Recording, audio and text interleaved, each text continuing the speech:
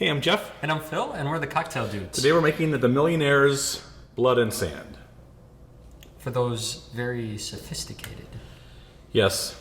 Phil and I like to pretend like we're of the sophisticated class. Mm-hmm.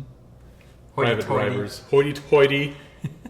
Private memberships to this and that. Mm-hmm. I don't think I have a private membership to anything. I have one of those cards that you get like a little bit off at the grocery store. Mm-hmm. I have that, yep. What else you got? That's about it. You have a gym membership? A gym membership, All yeah. right, I got see. the little fob where, You're one up on me. you wand it in front of the door and it lets you in. And I think millionaires have those implanted in their forearms. So they just kind of have to wave their hand like this, like the Queen. I think that's why the Queen does this all the time. When she wants her windows rolled up. You think? It could She be. just has that fob in there. Yeah.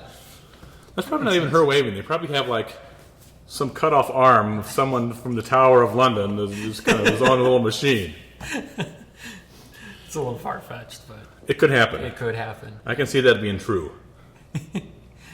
Anyway, this is another cocktail that we're going to get a lot of hate mail about because we're taking a very good whiskey, not cheap, and we're pouring all sorts of crap into it. Mm-hmm. Right?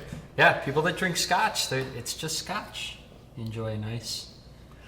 I used to be one of those. Yeah. I mean, if I would have made this a couple of years ago, I would have written a dirty letter to myself, yelling at myself. You kind of have to be like a split personality to do that, right? Mm-hmm, mm-hmm. This is my personality. I'm kind of pretty even keel. How about you? I would say, yeah. Yeah? Yeah. I think we're both pretty even keel. Still, that would have aggravated me in the past. Mm-hmm. This is probably, psychologically, we're probably screaming for help.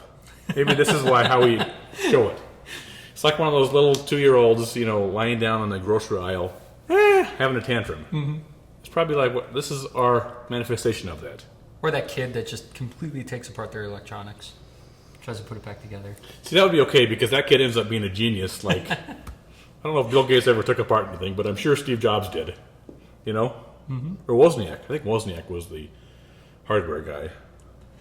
Well, with this, you got to be a genius to have this, because this is a good drink. Yes. All right. Let's quit yammering and then let's make it. Yeah, let's make it. We're going to start with 1.5 ounces of the Macallan.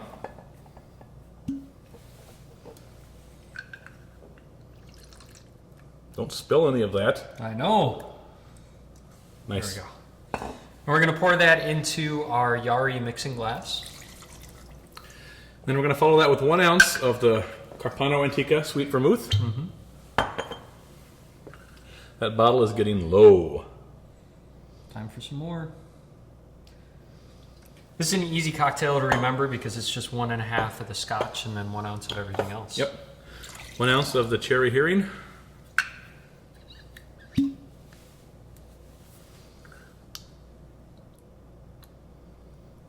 I can hear people moaning as you're adding that into there all over the world. Don't do that! Don't do it! And we're going to add 1 ounce of blood orange juice. Mm-hmm. Now, we have been all over the country at different bars. You don't see blood and sand on many cocktail lists, although you are seeing it more now that there's kind of this revival of classic cocktails. But we've never seen one where they use blood oranges in the recipe, right? Yeah, which is odd because it just makes sense. It makes sense because of the name Blood and Sand. Exactly. It's named after the movie, of course, from the 30s. But why wouldn't anybody have put a blood orange in there before us? I don't know. Someone probably has, but I haven't seen it. Mm-hmm. And because this is the Millionaire's version, and millionaires probably have blood orange trees growing off out in their estate, Yep. then that's why we're using it. Mm-hmm. All right? Mm-hmm. Blood oranges come in season around after Christmas, and then usually until March. Sometimes you see them into April. And so many people may not even know, what's a blood orange? Blood orange is a mutant.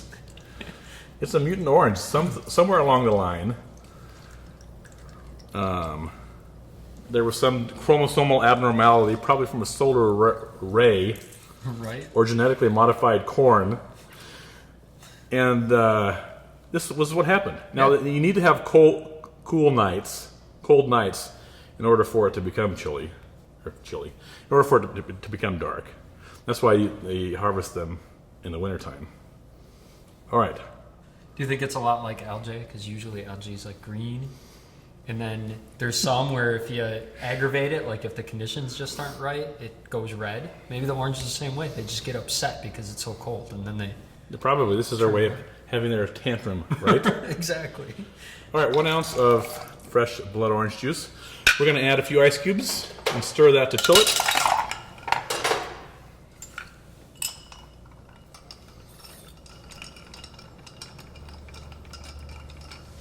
It smells definitely very good. Oh, yeah.